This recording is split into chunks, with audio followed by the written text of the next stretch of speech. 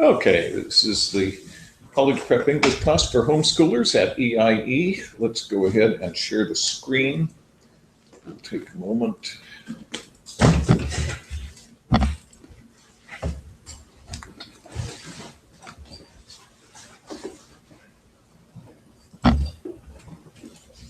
Okay, we are up and going. We have a number of interesting things to look at today and things that inspired me to suggest that we go off in some different directions. Thus far, we've been covering a good deal of technological and scientific and specifically cosmological material, which I hope has been as fascinating to you as it has to me, but we can certainly go off in other directions if they inspire, and indeed we must. One impression I get from the projects that have been handed in is that there does seem to be a lack of inspiration about things to write about. When people start writing about procrastination, I get the feeling that maybe I should be giving you some other suggestions that would was out of personal interest, just an idea that came up in my head. No, indeed, it's probably an appropriate one, but when it does, it probably means we've got to find something else that will inspire as well. And what you did, I like very much. We've got a lot of interesting things here. Let's take a look at the agenda, as always, and I'm assuming that our absent members. Hi. I was about to assume something about our absent members, which probably falls on the null set. Okay. So we've got a number of things that have been handed in today. This is the first time I've ever had a report on any of the Homeric epics, and I think that's wonderful, but I want to look at it a little bit, okay? So our agenda. Submitted assignments. I want to go ahead and look at submitted assignments, but inspired by the problems I encountered in the submitted assignments, I wanted to look at sentence fragments and run-ons. Just because I saw them there, and I'm assuming that you folks probably don't know exactly what they are. I do. Okay, wonderful, wonderful. What chapter are they in? Do you remember? Oh, I don't read Okay. about them in No, but I'm I sure know what you they knew are. about them previously, but I was feeling that for those of you who have a little bit of trouble with it, let's look at that chapter. I think maybe chapter 3 or 5 or something. And also the question, what is a book report? I've got a couple of book reports. One of them was in the not to be shared in class category in that forum, which you folks are welcome to go and look at, but we're not going to discuss in class. And the other one was this wonderful summary of the Homeric epic, the Odyssey, which you put a wonderful effort into, but there's a much quicker and easier way to get a book report done. And so I thought we could look at that. Okay, coordination and parallelism. This was something that, Brian, that you wrote that I wanted to address. And in general, just little elements of colloquialism. Very often, for example, the use of second person. If you do this, you have to do that. And indeed, that's not really the most formal way to express instruction. And we'll see if we can stay away from second person unless we're specifically writing dialogue. Okay, so those remind me I want to make sure to cover to the extent that they need covering. And that's not going to be universal. And indeed, finally, I'm seeing material from everybody, so I get some sort of benchmark, some sort of initial state from which I can extrapolate what to expect next, and indeed what to assign. Okay, and again, please turn in all assignments before midnight Tuesday so that we can discuss them on Thursday in class. And also, I didn't say it this way, but also so they don't fall through the cracks and I forget them altogether for the following week.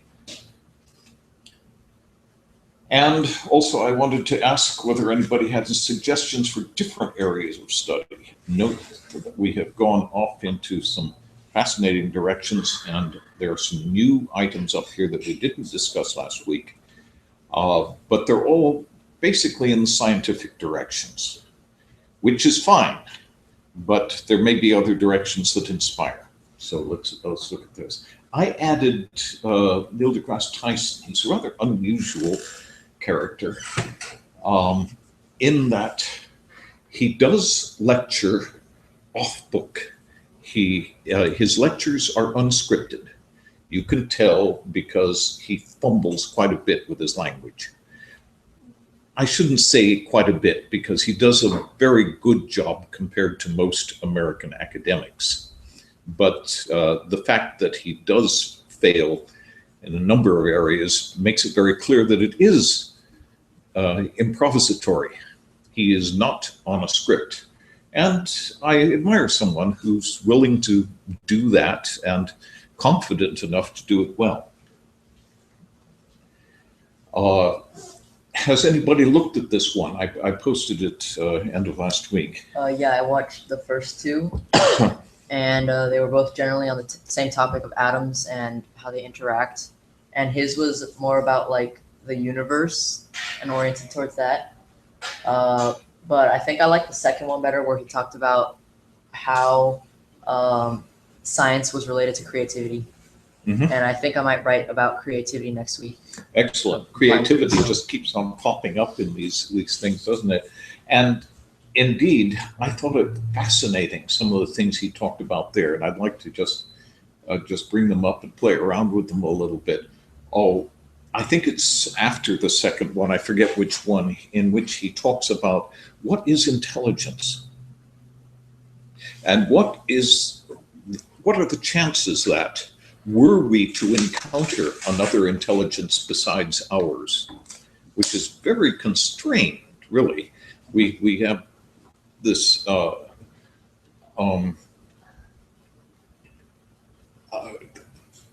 life on our planet is connected together and comes presumably from the same source. And yet we have a great deal of difficulty communicating with other species with which we share as much as 99% of our genetic material. And if we encountered intelligence of any other sort, would we recognize it as intelligence? Would we have any way of communicating with it at all? So it's really an interesting question, and one that we can hit in different directions in the future. Now, Murray Gell-Mann on creativity said some fascinating things. Does anybody have any thoughts on what he said about creativity and what sort of things lead to creativity, how one fosters creativity? Any thoughts? Okay, I'm sorry, right off the top of your heads, I'm asking for something fairly incisive. What struck me was that he is endorsing the concept of questioning entrenched assumptions. But he turns right around afterwards and says, most of the time, these entrenched assumptions are there for a reason, and they're right. And you can question them if you like, but the chances are you're going to be wrong. However, that's the only way to come up with something new, or at least one of the important ways to come up with something new is to question traditional canonical assumptions. And he gives some examples of how exactly he ended up doing that and coming up with new ideas altogether. And one of the phrases that he quotes was a fine disregard for the rules. Do you remember where he quotes that from? It's some sort of a monument or a stone in the school at Rugby, commemorating the young man whose name I've forgotten, who, with a fine disregard for the rules, decided to play the game a different way and pick the ball up and run with it, which changed the entire game and apparently improved it, and was commemorated with this monument. Anyway, it was a fine disregard that he's talking about there. And that is a willingness to look in directions that have been regarded previously as unacceptable, as unlikely to yield anything useful, and yet looking in those directions is indeed what solved problems that couldn't be solved any other way. One example that comes to my mind that's been described to me, though I haven't done research on it, is the sewing machine. Now, sewing tended to be done largely by females, although you had tailors, of course, and it was always done with the needle that would go through and it was followed by the thread. But the person who came up with the sewing machine was not somebody who sewed very much, and so was able to look at it a completely different way. And instead of going through with the point of the needle followed by the eye of the needle, put the eye of the needle through, and was thereby able to create a method for creating a stitch that had never been done before and doing it very rapidly, simply by deciding, let's do it the other way around. Let's put the hole through instead of the point through. Anyway, that's just an example. So this is a fascinating one. And following up on that, I wanted to give you some David Berlinski. Now, David Berlinski, unfortunately, does not do as much speaking as it would be nice if he did. He is one of the world's great speakers in half a dozen different languages and has a wonderful command of all kinds of different things.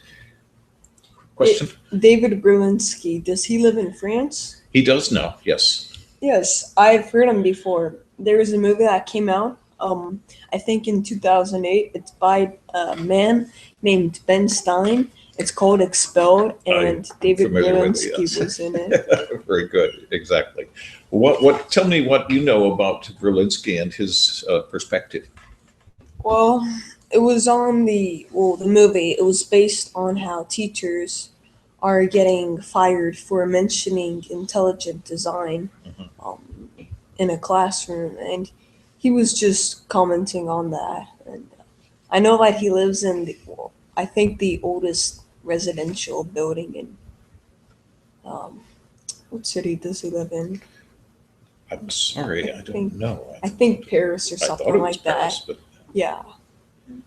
He teaches there, but he has taught here in a number of institutions. And as I said, he has wonderful insights into things. However, he's an iconoclast. He takes a very different perspective than the acceptable norms, and he questions the acceptable norms.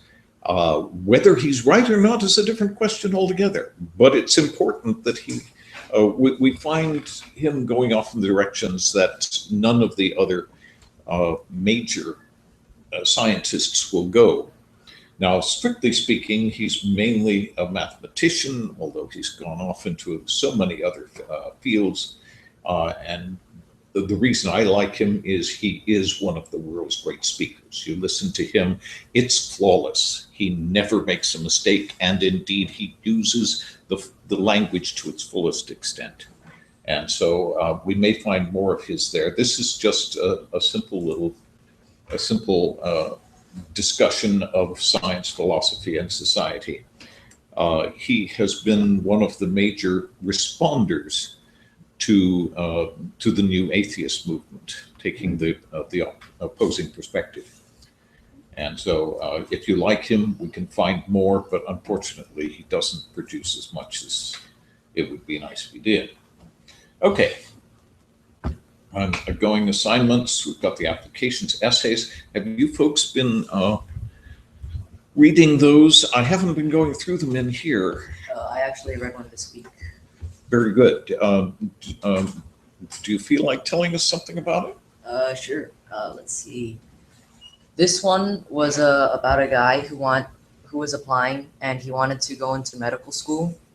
And he talks about how people are being done injustice through the current medical system, and how all this depression and things are not going in people's way, and when that happens, they just get medicated, and this medication just kind of lowers them down to even a worse level.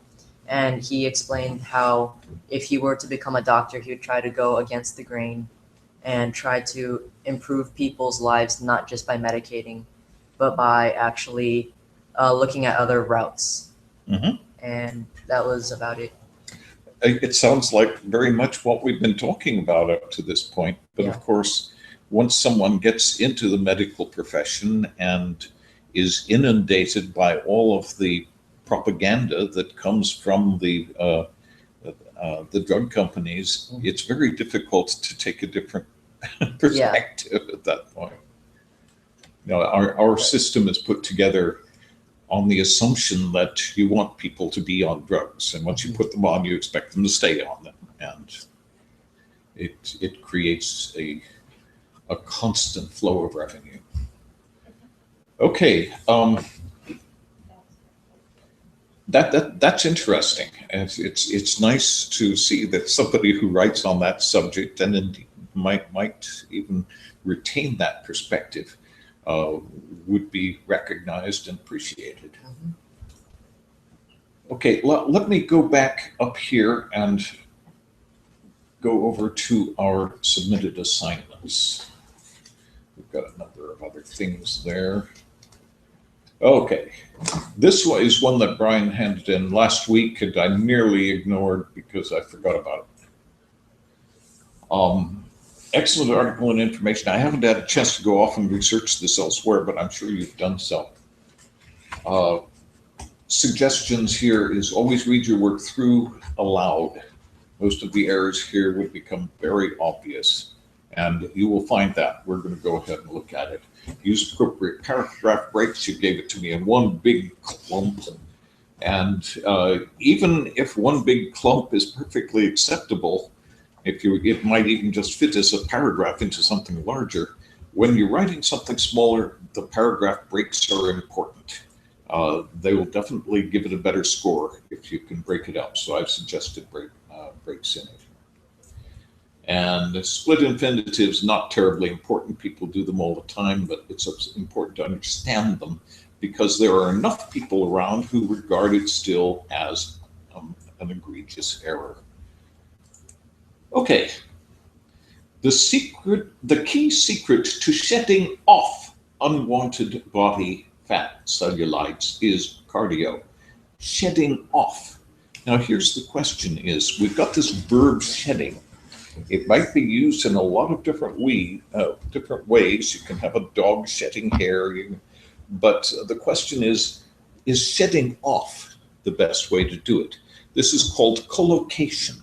A worthwhile word to know. And that is if you're using a verb, if it's used together with a preposition, as this is, the verb shedding and the preposition off, is that the most common way to use it? And is that a standard way to convey a particular meaning? And how do you find out whether it's standard or not? Take shedding off, put them in quotes, Google it, and look at the count, okay? Now, seriously, I'm going to say that over and over again. It's really the best way. There's so many other ways to do it. You could look in the Oxford English Dictionary. Half an hour later, you might come to the same conclusion. But seriously, just put quotes around it, Google it, and look at the count. You'll find very few things will be a zero count. But if it's less than 10,000, it's not terribly well represented. The answer, of course, is shedding takes a direct object, doesn't need a preposition. So you shed unwanted body fat. Does that make sense? And so the off is superfluous and is really inappropriate. Now, this one is interesting. Let me read the whole sentence. Cardiovascular training speeds up the rate of one's heart. Wonderful. Therefore, burning energy and calories at the same time. Therefore means B because of A. So we've got A, therefore B. B because of A, which is true here, but thereby works better. Don't you think? I agree. You see what I mean? Okay, so this is causality. With the thereby, implies somehow that through this process, the other one is achieved, and it's not exactly causality. It really sounds better that way. Okay, paragraph. Now, of course, what you've done here is perfectly acceptable. You've created the acronym and given us the acronym expansion right at the beginning, and that's important in any scholarly journal. Whenever you're using an acronym, you have to do that. Make sure to expand it at the beginning. Not necessarily separately like that, but if you go ahead and use HIIT, parenthesis, acronym expansion is necessary. Okay, this would have been just fine, but when I put the paragraph in here, the this doesn't work very well. And so I felt it was necessary to repeat the acronym there after having inserted the paragraph break. The process requires one to either run, jump rope. Okay, now notice what's happening here. To either run. That's called a split infinitive. When you say to run, to walk, to work out, to whatever it is, if you put something in between the to and the verb, it's called a split infinitive. And it's a non-error in the sense that so many people do it nowadays, and it's not necessarily regarded as an error, but the fact is it has been regarded as an error for so long. You're going to encounter people who still regard it as an error, and most of the time it's not as good as the alternative. And so which one sounds best to you? The process requires one to either run, jump rope, or lift weights, or requires one either to run, jump rope, or lift weights. Second one sounds That really does sound better, doesn't it? So let's regard the split infinitive problem here as a serious one and get rid of it. Now, listen to this next one. Or anything that speeds up the rate of which a heart pulses blood. Does that sound good? The rate of which. No, it's got to be the rate at which. Now, there's a situation in which you could say of there. You could say the faucet was spewing water, the rate of which was determined by the position of the handle. Then you would have the rate of which, but it makes sense. But in this case, we're talking about the rate at which a heart pulses blood. That's definitely, and I'm not expecting you to look at all of the intricacies of the semantics of it, but I want you to get it in your ear. That's why we're listening to people who use the language perfectly. We want you to hear and feel that the rate at which is clearly the better way to do it. Does that make sense? Okay. Proceed 6 to 8 times. It quickly becomes exhausting simply because your body, and here we're using the second person. If we can, one's body, the student's body, or whatever it is that we're working with works better than your. If you can avoid second person, it sounds better. Now, the way you originally had it is the body is working extremely difficult to obtain enough oxygen. That makes your tongue you stumble over your tongue trying to say that. The body is working extremely difficult to obtain. What you're really thinking there is the body is working extremely hard, or the body is finding it extremely difficult. You see what I mean? Either of those works fine, but the way you put it, it really didn't. And again, it's a matter of hearing it to obtain enough oxygen. Very good. And then I felt just putting a period there works best after adding that material.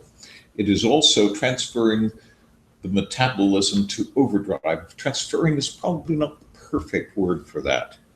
It is shifting. It is something like that. The metabolism to overdrive, thus burning calories for up to 48 hours. I thought that thus helped. Now, this is an interesting one. Personally, I've had quite the lap of success I was wondering, is this a collocation that may be used in some dialect of the English language I've never encountered before? And so I Googled it, and I got a 0. Rarely does one encounter a 0. If you say, I've had quite the lap, I it believe just it was doesn't. an error because I did it on my phone and it probably autocorrected or You something. can do it on your phone? I wrote this whole paper on my phone, yeah. Good for How you. do you do that? It's through an app Did- I use, but it's Oh. not that hard. Okay. I also thought it was a lot longer than it actually was just because the screen is much It smaller. always appears that way. Yeah. Give it more paragraphs and it'll look longer. Okay. Now, of course, what's going on here, you probably meant I've had quite a lot of success. Yes.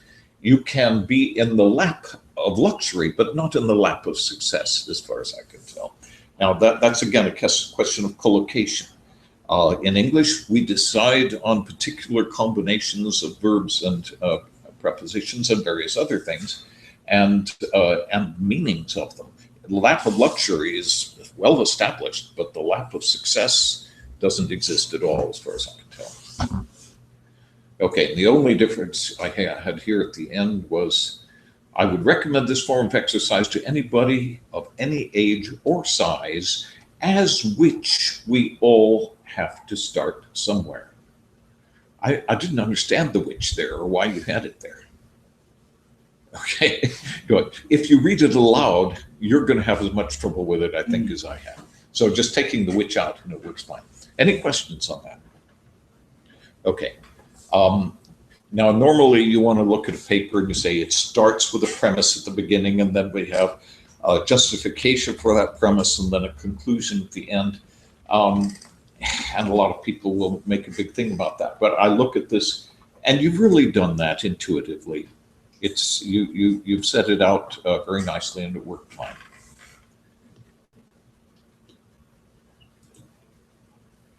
Okay, this is another short one. Let's look at this. I enjoyed this one because I get a concept of what you're trying to do with words, and as I said here, you clearly have an appreciation for words, but have not yet made them your friend. That does take time and practice, and of course, you talk in here about how dull and we have quite a list of interesting synonyms here for boring, tedious, irksome, insipid, prosaic, quotidian, and banal. I threw in just to give you an opportunity to choose other alternatives here. It can be dreadfully boring, but we want to make sure that it isn't. And it's very clear from your writing that you haven't done a lot of writing, but you've got a lot of ideas, you have an appreciation for words, and it's not going to take much to get things moving there. We've just got to figure out how to do it. So it does take time and practice, but that practice need not be onerous and irksome. You just need to find subjects that inspire and audiences that either want to hear your message or indeed need to have it inflicted upon them. If you have strong opinions on something or other, I'm sure we can figure out someone you can write letters to that may have some positive effect. Okay, a few points. Please hand in projects before Wednesday. Avoid sentence fragments. You have one in there. Keep parallel or coordinate constructs parallel. Adjectives with adjective, nouns with nouns. Strive for precision and clarity, and this often means striving to find the right word. Okay, I've just made suggestions of other words. Boring is one of the most boring words in the English language, especially in modern American usage. It tends to be used all the time, and yet there's so many other ways to say it. And I've given you a few of them here. And mundane. Mundane is a nice one. But notice, dreadful, unpleasant, and mundane, period. That's a fragment. That's very fragmentary. And you understand why it's a fragment, right? Yes. Okay. Yeah, and anything that starts with a capital letter and ends with a period but doesn't have all of the necessary parts of the sentence is a fragment. anything that starts with a capital letter and ends with a period and has all of the parts of more than one sentence is a run-on.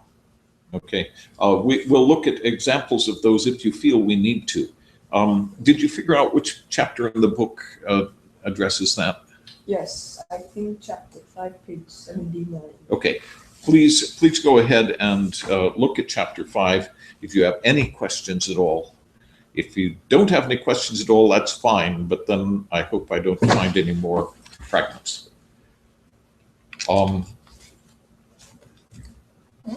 Okay, a task wouldn't find appealing.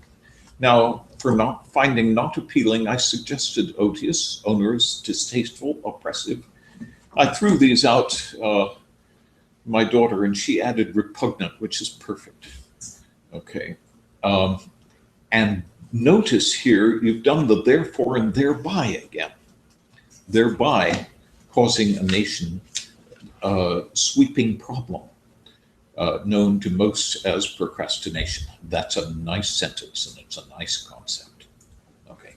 And of course, the thereby really works better than therefore. I'm sure you're going to get that from now on. Okay, let's see here. Yeah, I felt it would be clearer here. When you suffer from putting off and disregarding projects or tasks that aren't desired by the masses, causing distractions to anything but what needs to get accomplished. And I felt that what you really probably meant was seeking distractions from anything but what needs to be accomplished. Doesn't that mean what you meant a little better? Okay, now here's the parallel problem. It would not only be false, but blasphemy to state that one has never fallen under the curse of procrastination. Notice that false is an adjective. Blasphemy is a noun. Do you understand what I mean by that? Yes. If you're saying something is false or blasphemy, you are mixing apples and oranges. And so the solution is you've just got to figure out how to make them the same thing. It can be false, but blasphemous. That works fine. Or you can say it's fallacious or blasphemy. Does that, just a second. False,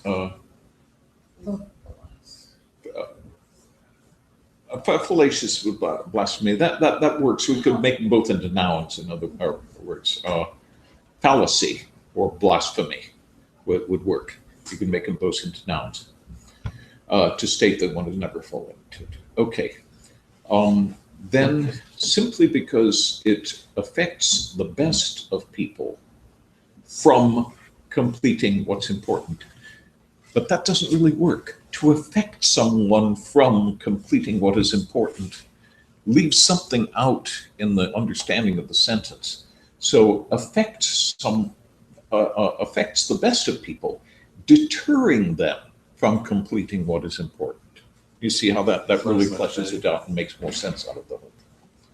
Motivation and success is, okay, well, we just got to get subject to verb agreement put together there properly. Procrastination, procrastination's worst enemy, and if you're going to make it a possessive, you're going to need the apostrophe. Okay. Okay, and then here I felt it worked much better. We'll combat and defeat the menacing act of which is afflicted upon people. I just could not understand where things went there, so I fixed it by saying, and defeat the menacing syndrome with which so many are afflicted.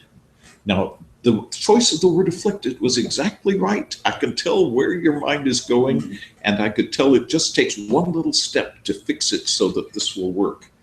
So indeed, the afflicted is right, but what is a syndrome?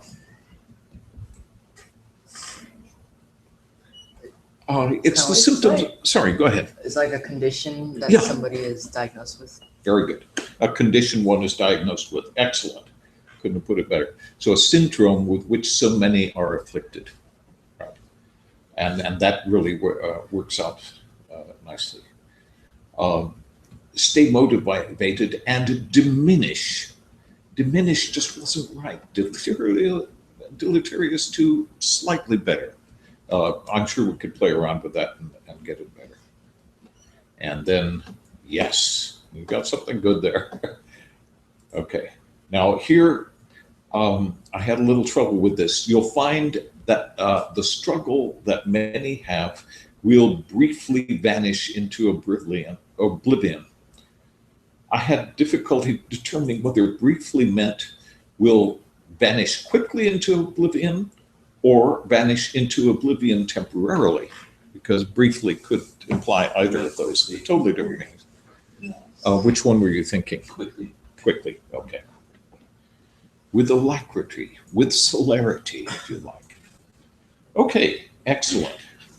So what we need to do now is find you something that you can really be enthusiastic about writing about and get a little more practice with this. And indeed, listening to people discussing whatever it is that you're interested in would probably help a great deal. Azariah, what we had, you had handed in work last week and we discussed it in class. Did you get a chance to listen to the discussion? I think so. That was the week before last. Okay, week before last then, yeah. Yeah. Okay, good. Okay, and this one is a monumental thing. I have not had anybody hand in a report on a Homeric epic before, and this is wonderful. So we've got the Odyssey, and one of the things I wanted to point out here, first of all, this is a big project and you've done a wonderful job and it's clear that you've gone through the whole thing. However, I think it's worth more than one point, so I'm giving you one project for this, and I'll give you another project if you want to make it into an actual book report following the pattern of a book report. This is not bad, but it's just not a book report. It's a synopsis with commentary. And I was trying to make it like a summary / like analysis of the book. Very good. But I should have scratched the book report part. Right, it would probably be worthwhile. And writing a book report, I want you all to understand, is simple. It's easy. Don't regard it as some enormous accomplishment or some enormous challenge, because if you follow the book report the book report pattern that I've handed out to you, it's just a matter of going through and doing the individual steps, and they are simple. One of the things that it tells you in here, if you've looked at this, how to write a book report, which I put in a link to in Azariah's work, one of the things it says here is be careful not to retell the whole story in detail. You want room in your report to write about other things. Instead, just say enough so that the rest of your report makes sense. Most people think that a book report is just tell the whole story over again, but that's not what's required here. So the title, why you chose it, what kind of a story, we've got to put it in some sort of category, although this is a rather special category.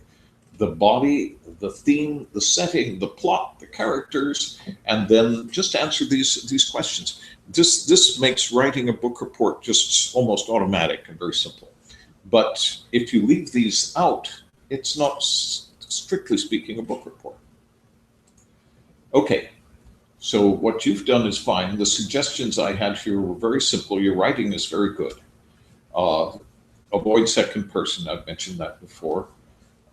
Sentence fragments, you had at least one in there somewhere or other, and repetition. Now, repetition, as I've mentioned before, I'm sure many times, in English, more so than in any other language, in English, we don't like repetition. If you use a word, an interesting word especially, you can't use it again, certainly not in the same paragraph, preferably not on the same page. And the more interesting it is, the more egregious it is to repeat it. And so that's one of the reasons, I suppose, that we have such a wealth of synonyms in the English language. But let's look at that. Okay. This famed book, well, it's hard to know what defines a book, but in this case, we have to call it an epic poem, because indeed it is a poem. It is in dactylic hexameter. And I'm afraid that, as I don't read Greek, I can't give you an example of exactly what it is sounding like, but dactylic hexameter would be da da da da da da da da da da da da da da da da for each line. That's the way the pattern of the syllables would run. Okay, the famed epic poem, the Odyssey, has withheld the test of time. This is another case of collocation. Do you understand how we can say it can't withhold the test of time? It can withstand the test of time. To withhold something does work in English, but it means something entirely different. It means to reserve, to be reluctant to part with something, to withhold it. To withstand the test of time means endurance, to outlast something. Okay, so we've talked about Homer and the epic, and indeed, Homer presents the epic as a hero. I suggest just saying the theme is a hero trying to return to his kingdom. Odyssey is a heroic escapade. Where? Now, here, this use of the word where is one that really doesn't belong in formal writing. Where should be used to refer to a place. If we're talking about a work or something like that, then it's in which or wherein. Does that make sense rather than using where? Okay. Then the Greek heroism comma looked good there. Odysseus has left his home, Ithaca. Okay, now you've said this twice, and indeed that's just more than is necessary. He has left his home, he has left his home. We can simply change this to he's left to fight the Battle of Troy. Okay, on his way home, we have said Odysseus, Odysseus, Odysseus 3 times here. We don't need to say it again, let's use pronoun. Again, that's to avoid repetition. But your writing is very nice. There's very, very little to say about much of this. And whenever you see one of these, it is, yes, that's right. Courage and perseverance is a recurring theme. To pass through the rugged land of ancient Greece, along with the dreadful storms, I suggested amid, perhaps, instead of along with. I just thought it sounded a little better. He is set on, yes, set on, we know what that means, but determined might be a little bit clearer and a little bit less ambiguous. And not knowing, all right, here you're falling into second person. And indeed, second person is a common way, especially in American vernacular, to talk about something in the abstract. In other words, it's terrible not to know if your kingdom is still standing. But in this case, since we're trying to be a little bit more formal, not knowing if his kingdom is still standing really sounds better. The story is highly recommended. I would suggest is to be highly recommended. I mean, there's no question that it is recommended by others, but when you're talking about in the abstract, this is something that deserves to be recommended. To be sounds better there. Okay, able to okay, how's our sentence fragment here? However, the Greek man Odysseus, probably better, should be preceded by a comma there, who was cursed by a god, was able to overcome that curse. I don't see the fragment, take that out. Somehow I thought it was a fragment, but it looks like it's perfectly good. That's fine. Okay, nice conclusion. That works fine. If you want to just rework that a little bit and make it into a book report, hand it in again, that would be fine. Any questions at all on that? Because this is wonderful. And by the way, inspired by your having looked at this, I went out to find out what I could find online and discovered, where are we here?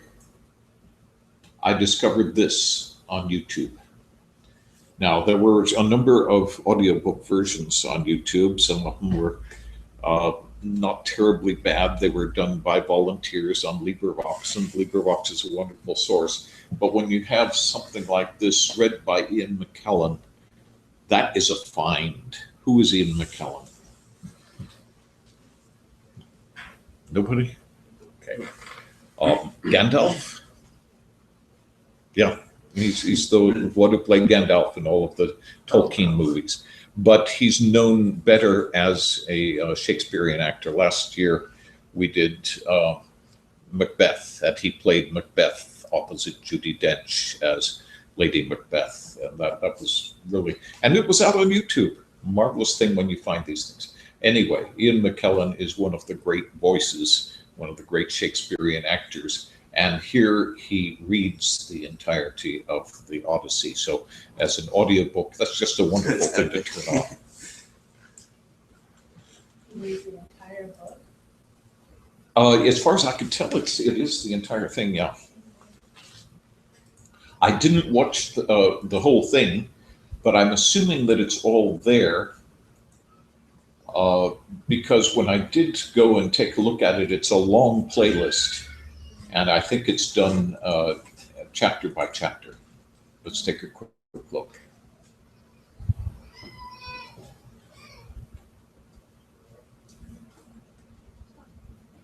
Okay.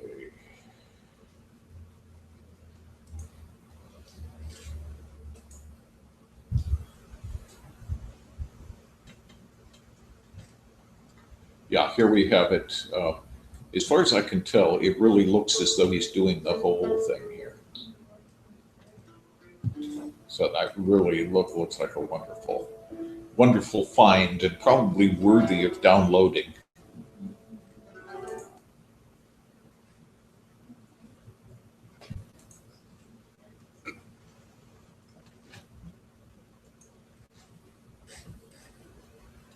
Okay, let's go on to the next one here.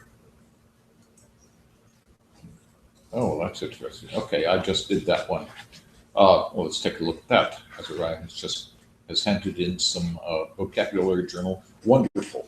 Whenever you see a word you don't know or hear a word you don't know, put it down. And if you can't find it in the dictionary, having heard it and not knowing how to spell it or something, bring it in some form and we'll try to figure out what it is. These are fine. Lassitude, sluggishness. Indeed, I suggested some other things. We just, Andrew and I went through this morning because I just discovered it. Torpidity, sloth, languor, laziness, ociosity. Phanios would be another one. This is a concept for which we have so many wonderful words in the English language. Abstemious, yes, abstemious is really to deny oneself something. And self-disciplined, I suggested ascetic being someone who is abstemious. A charlatan, indeed an imposter. The word to dissemble is an interesting one. It's a nice one. It's certainly used a good deal in Shakespeare to define someone who pretends to be something he is not.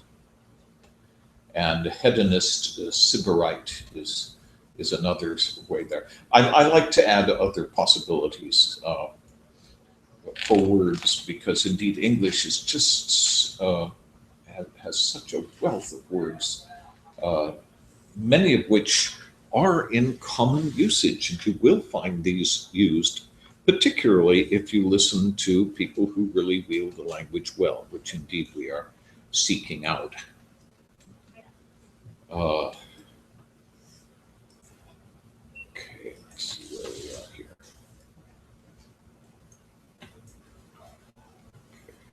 Okay, we have exhausted the projects handed in, or at least the projects handed in that I got around to. Several of them came in today. We can take a look briefly at some of those if you like, but let's go back to our agenda. Well, actually, one that I would like to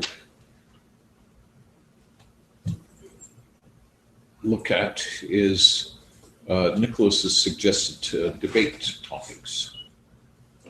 Let's look at these and see if anything here really inspires. Perhaps we'd like to jump into it.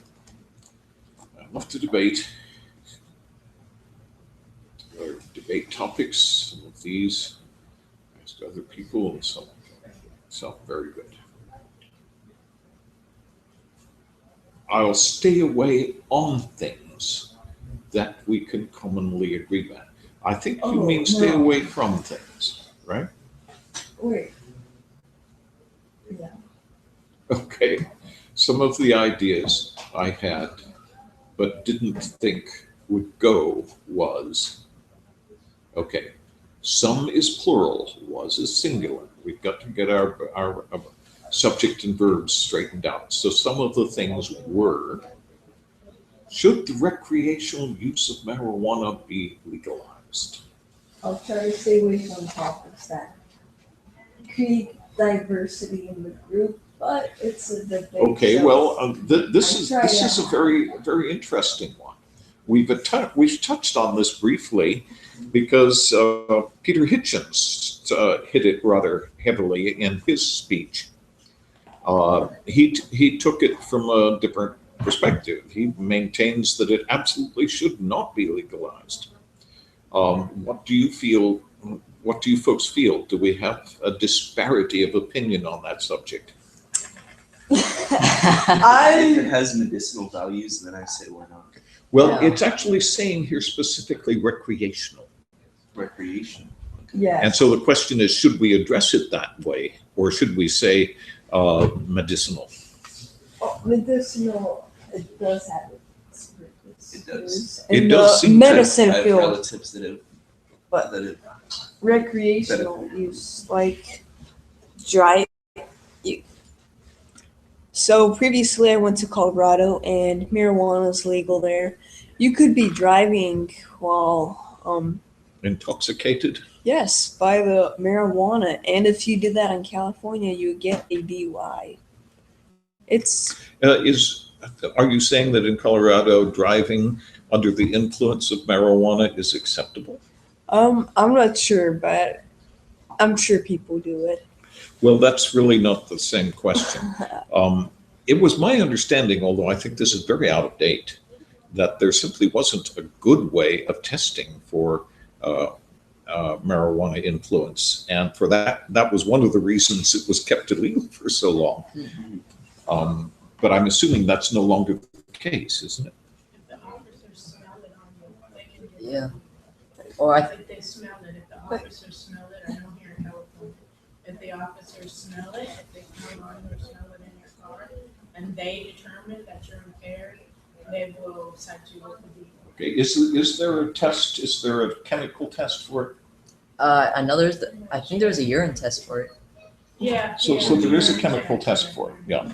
And also they have the canine units that are really good at smelling it. Well, that's Uh-huh. more to determine whether the chemical test should be done. Yeah. Well, I'm not sure that's conclusive in itself because it's certainly possible to come up with something that smells exactly like it. The police have used that for ages for training purposes, to use a non-marijuana substance that does smell exactly like it. And if you can do that, then smelling marijuana is not conclusive evidence that it exists. Okay, this one is for me. Is the grading system used in high school effective? Okay, it's a very good question. And of course, it's undergoing an enormous amount of change right now with Common Core. My wife is struggling to put everything together so it fits the Common Core standards. And I look at the Common Core standards, and I have to conclude, for the most part, they've got some pretty good ideas there. But it's not terribly realistic to inflict good ideas on a populace that has been destroyed by bad ideas for so long. So it'll be hard to see any real positive effect coming from it. But it's one of the big problems. Well, I don't know, this gets onto all kinds of questions, is grade inflation. Students going through from one grade to the next without really understanding what's going on. And that's been the case for so long that if they decide to change the thing, as is being done in some schools, and suddenly find that you have only 15% of a class is passing, which is common now, you have some serious problems. So it's not, of course, you know where I stand on this. I'm not sure that we actually have a public school system that is redeemable in any sense, but I don't know. Is there a debate topic there? The Arcadia school district does pretty well. There are some very good school districts. I taught for a while at La Cañada was excellent. I gather that San Marino is pretty good, but then again, you've got a demographic there that, and you've got funding and support that makes it possible to do something. But I think beyond both of those, there's a social mechanism that that makes it utterly impossible under certain circumstances to accomplish very much. When there's an aversion to education.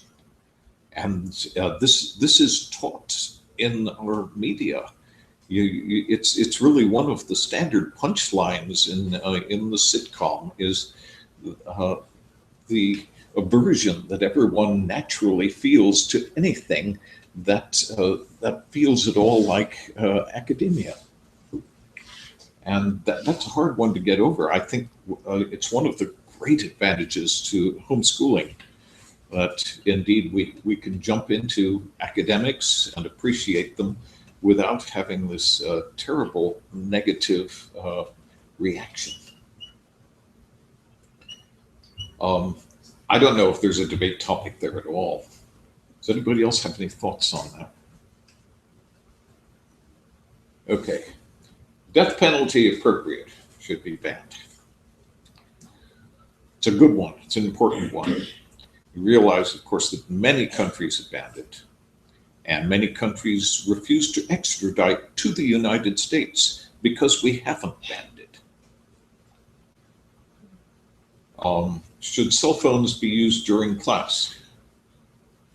I'm not saying that there's an issue with this class. Clearly there isn't. No, in fact, I have suggested on a number of occasions that I'd like you to have your thesaurus handy in front of you, and it's a tool. It's sort of like saying, should pencils be used in class? I'm sorry, but in our modern world, in our modern classroom, portable devices really should be part of everything we do. I can see how that's difficult in a public school environment. Okay, so we don't really have an issue there, do we? Okay, is animal testing justified? This is a good. How would I get some diversity on this one? I think you probably would, and indeed, there's so much more to the animal issue and the cruelty to animals than testing. Animal agriculture is, for example, something that is perhaps due some serious scrutiny. There's a program out, I feel like recommending it to you, if you're at all interested, called Cowspiracy. Which it says it maintains and gives some fairly convincing and compelling charts that, for example, a hamburger costs 660 gallons of water to produce. No, really? Well, when you count all of the water that went into the fodder necessary to raise the cattle, and of course an enormous amount of that. And much of it is not used here. We produce a tremendous amount and ship it to China. And why is that feasible? Why is it economical? Well, because agriculture doesn't have to pay for water what we pay for water. And if it did have to pay for water, what is charged of ordinary households, that would change the price of meat immensely.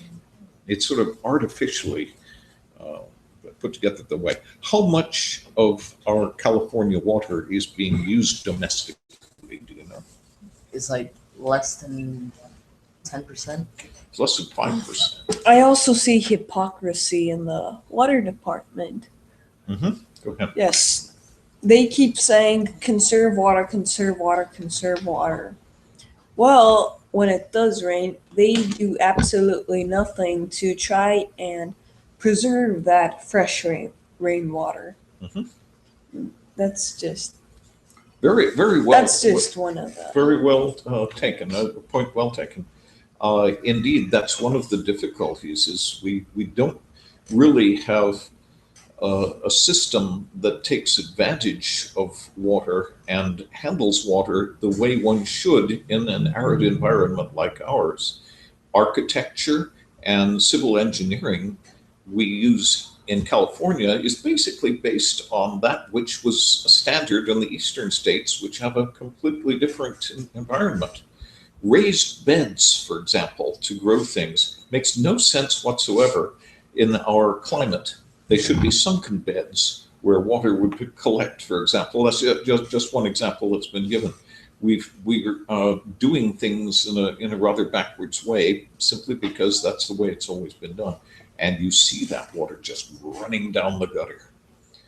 A device I've looked around for and haven't been able to find is something that I would call a gutter scoop, that lets you put something in the gutter, will scoop it all up and put it out onto your lawn and let it soak in.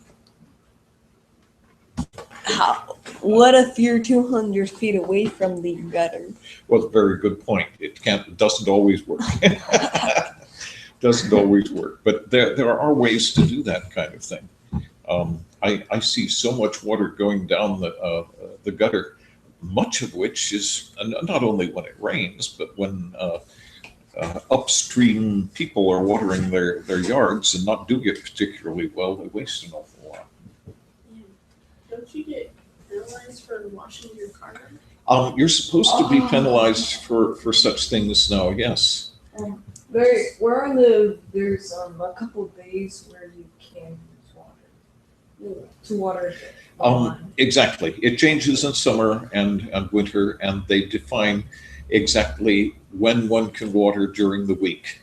And certain days you're allowed to, certain days you're not allowed to. You're not allowed to water during the day. It has to be during the evening, that sort of thing.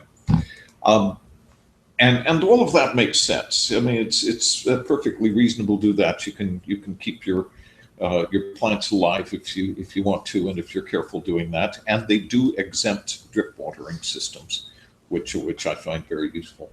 However, it's important to understand that with domestic water consuming less than 5% of water used in California, it's not going to solve the drought problem. Mm-hmm. This is not the place to look for a solution. Where is the place to look? In agriculture. Agriculture, and exactly, agriculture takes a number of forms. Almond growing, I gather, takes about 10% of just almonds alone take twice as much as all of our domestic water usage. On the other hand, almonds are established trees, you wouldn't want to simply destroy orchards. So there are issues involved there. But animal agriculture takes nearly 50%. And there's the question, is whether if by not eating a hamburger, you can keep your lawn, say 2 hamburgers a month. If you cut down 2 hamburgers a month, that's enough to keep your lawn thoroughly watered and green. Think about the interchange there a little bit. Fossil fuel, animal testing. We could get on to vegetarianism and veganism there, and also just the question of the validity of exploitation of other species, and whether it's something that is justifiable. Do we have the right to do that just because we have the ability to do that? Those are questions that might be worth thinking about. Fossil fuels, indeed. What are the problem with fossil fuels? Emissions. There are emissions, yes. How about some of what's the major problem with fossil fuels? The Oil. gas that's given off, essentially, this ties in with number 5. Essentially, they say it destroys the ozone layer and causes global warming. Okay, Or we're aids in the talking process. here about greenhouse gases. Yeah, and indeed, greenhouse gases is part of it. Were you aware that methane, known as methane elsewhere in the world, is a much more deleterious greenhouse gas than carbon dioxide? And methane is produced by cows. Yeah, and apparently changing that would have much more effect on the environment, again, from this film, Cowspiracy, than would cutting down on the use of fossil fuels. There's another problem with fossil fuels. Fossil fuels, there's a finite quantity. Yes. It's capital, it's not income, if you see what I mean. And so using it, we're not replenishing it. That's true. I beg your pardon? I might write an essay. Sounds like a wonderful thing to write an essay. Yeah, I also have a couple more ideas. One is gun control. I might write on any one of these. I think all of these are good ideas. Shall we decide for next week to write a persuasive essay? Does that sound like an idea? You don't have to, of course, you can write on anything you like, but a persuasive essay would make sense. And it would make sense perhaps in preparation for that project to read a few persuasive essays. And I'll see if I can find some. Or you folks, please help me find some. Specifically, you'll find some lecturers who do a fine job on both sides of these issues. And I like to listen to lecturers who can really wield their languages in an improvisatory way. It's wonderful to see it on the page. It's much better to hear it coming into your ear.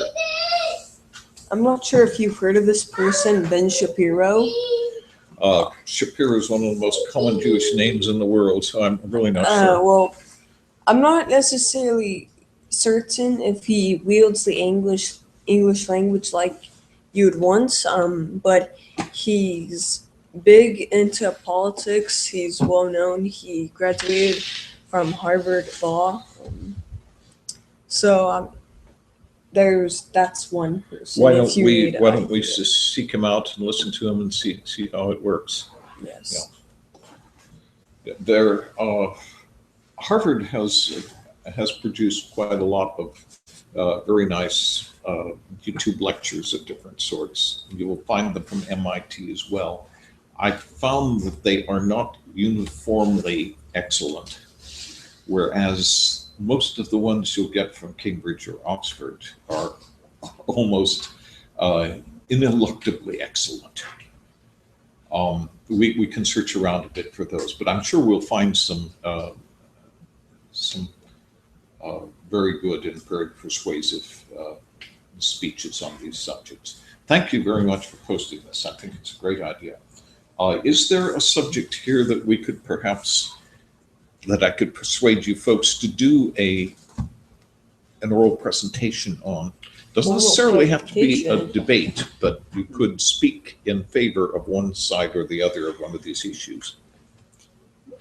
I'm gonna reply later in the week with a couple more, but presentation. Yeah, just to do a lecture.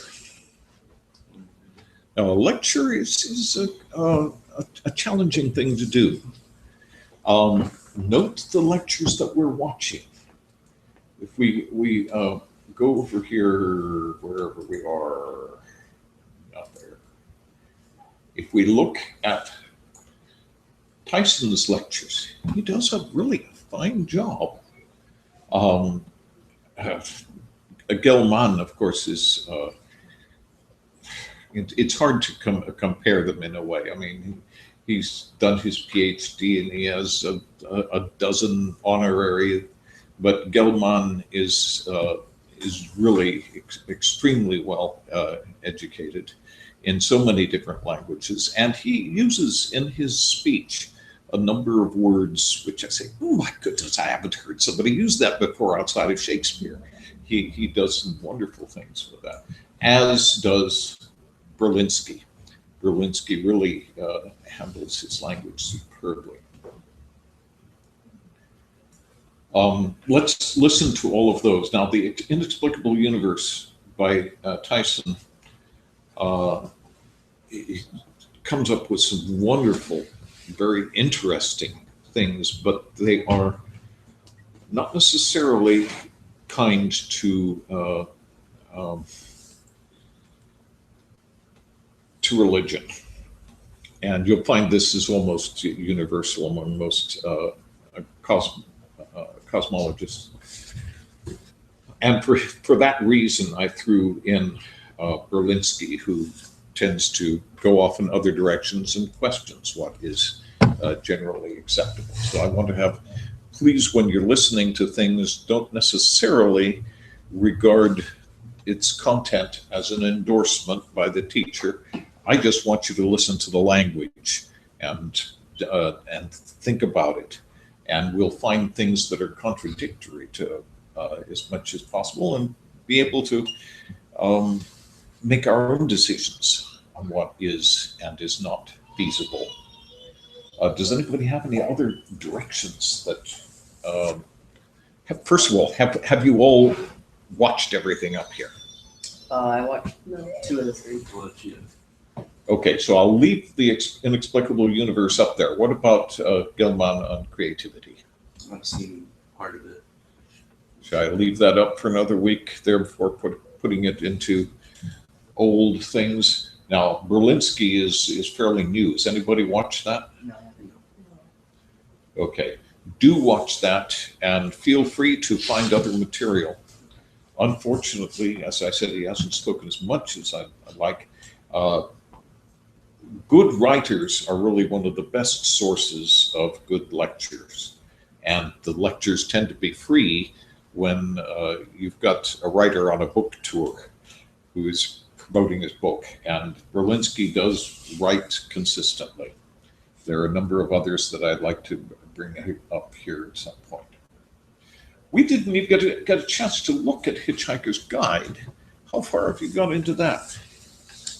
I've watched 2 episodes so far. Just the TV episodes. Yeah, I'm going to start reading. Well, I was planning to start reading this week, but it seems like we're going to be doing the debate, which I'm good with. So Okay. I would rather focus on that. Yeah. Now, what's the radio play about? I haven't touched that. Good question. The radio play is the first form in which the Hitchhiker's Guide appeared. Okay. He wrote that before he wrote anything else.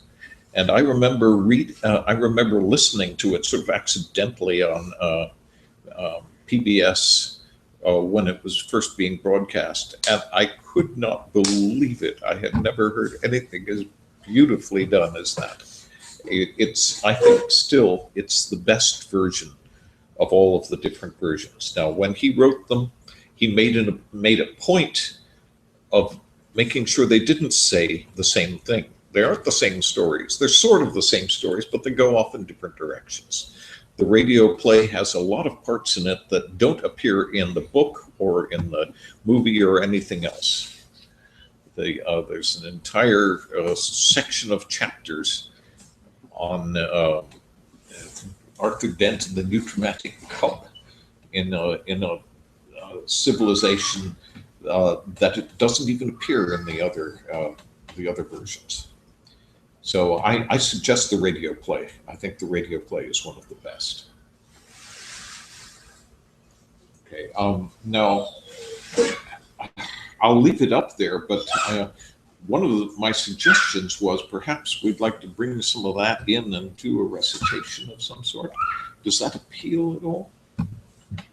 Now, this was for the 22nd, right? Or was this today's the the 15th? 22nd. Yeah, was this for the today? Or was this last week's? Well, Was this preparatory for today, and then you'll be pitting more for this week, or I'm not sure. I don't really define it that finely.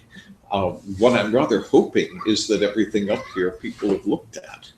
Now, not all Prior to class, or prior to this class, if we are expecting to do anything with it, though I find myself often disappointed in that expectation.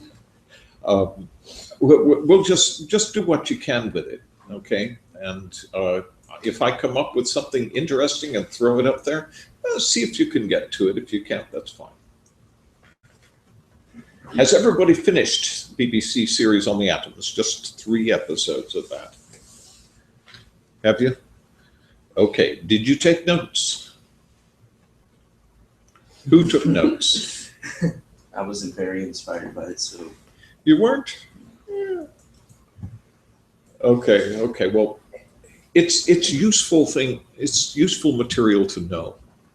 And when I watched it, I didn't realize how much I hadn't known before I looked at it.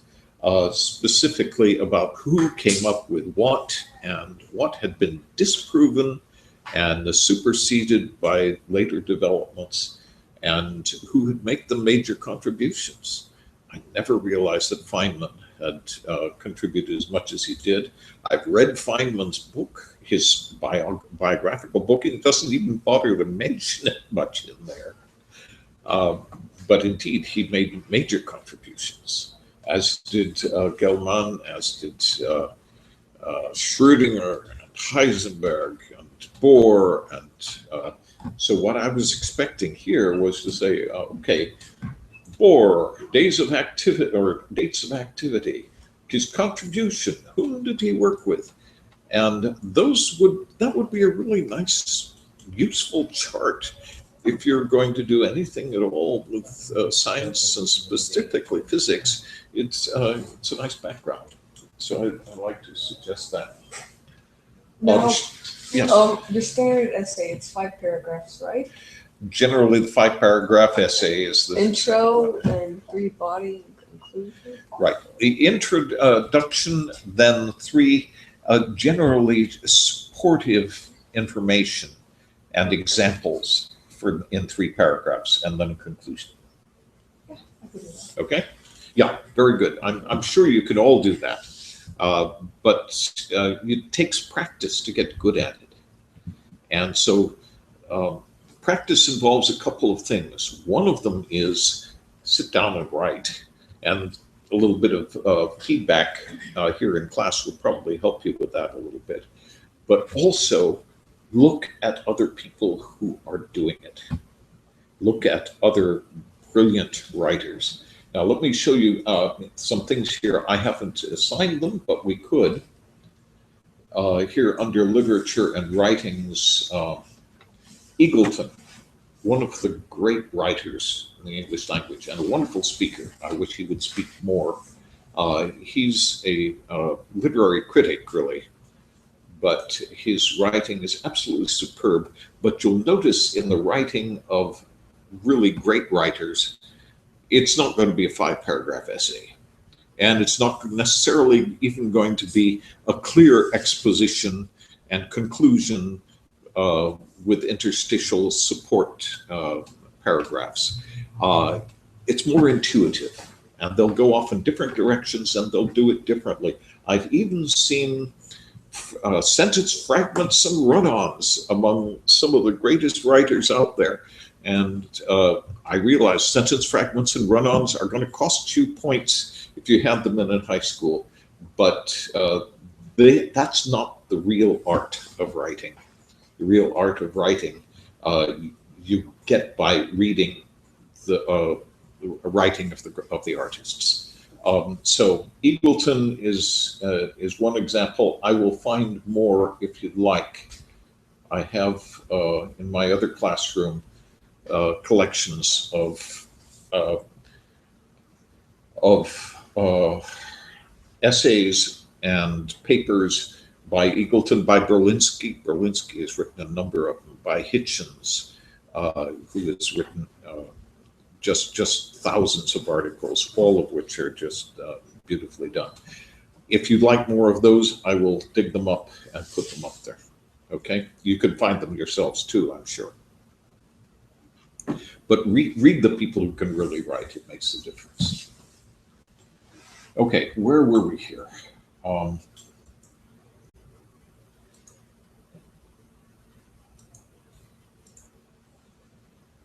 Okay, I just want to make sure that we have things figured out for next time then.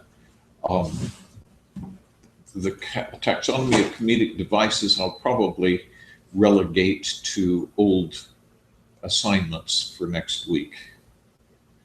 But this I just put together myself, and I think, however, that it's worth understanding what they are. When you're writing comedy, what makes something funny? And when you read Adams, there are certain things that just leap out at you.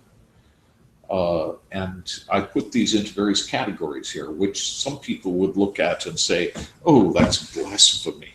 That just reduces the power of the comedy by categorizing it, by saying why it's funny. Well, that may be true, but the fact is it does categorize comfortably into various different forms.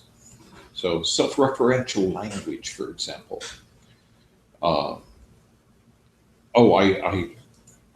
This is one that he used so much when he's talking about his characters. And they were surprised by this, and they were further surprised by that.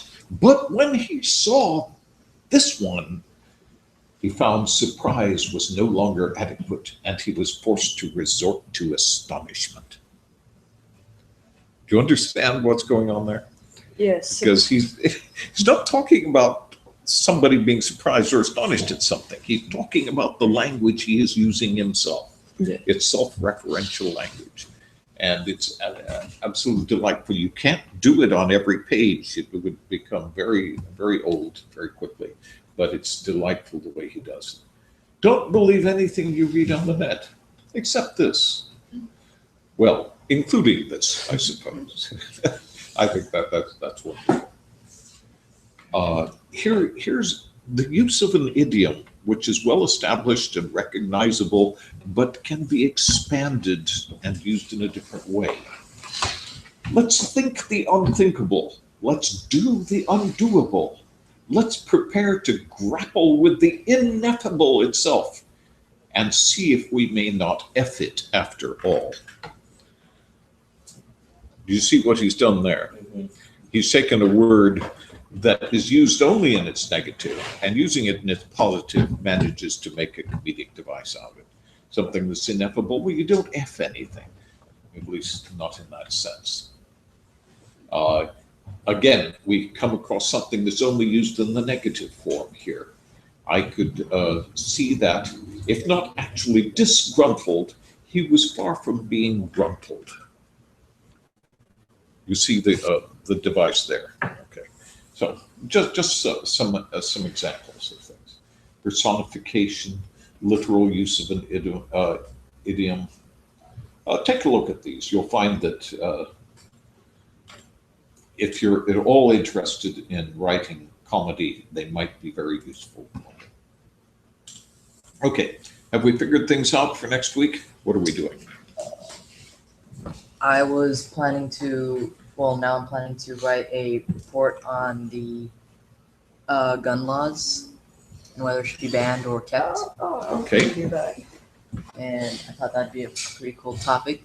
For oral presentation, I'm not sure, but for written, I'd like to do the gun laws. Okay, very Yeah, good. I was thinking the exact same thing because that's what I'm most comfortable with. That's my Okay, that's my most Are you comfortable both taking area. the same direction on them? I was- Actually, I think so. I Yeah. think we are. Okay. We've discussed That's what I this was before. thinking, one for it and one against, so you can actually have like a debate. Well, that would make sense, but I don't want to impose a position on one of you with which you are uncomfortable and with which you don't I identify. understand one way very well that I can just flip it and do the other way. Well, we could debate. If in you both want, I directions. can write against it. If you're interested in looking at arguments, I mean, there's so many arguments out there on Yeah. both sides. Ben Shapiro tackles them. One person whom you might like to interview and perhaps even quote would be Martin. He has some strong feelings on that. So just a thought there. But it's also important to realize you are in the minority in this country and certainly elsewhere, and that there is a lot of argument on the other side of the issue. And so it's worth knowing what those arguments are. Okay. I know what they are. They're all right. I mean, some of them are good, but then when you start to just kind of stray, and there's a whole process to it. Yeah, there are arguments. There are Yeah. salient and cogent arguments on the other side of this Some of issue, them and are. it's useful to know what they are, regardless of which side you're supporting. You need to know the arguments that your opponent is going to come up with, and see if you can undermine them before they come up. Okay, well, let's at least have a discussion on the topic next week, and perhaps a paper, and perhaps even some oratory. Does it make sense? Yep.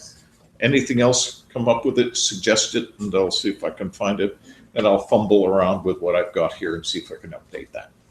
Good. Okay, let's bring today to a conclusion, as I understand that Yeah. nobody can stay over, and we've already gone over a little bit. Let's bring the class to a close.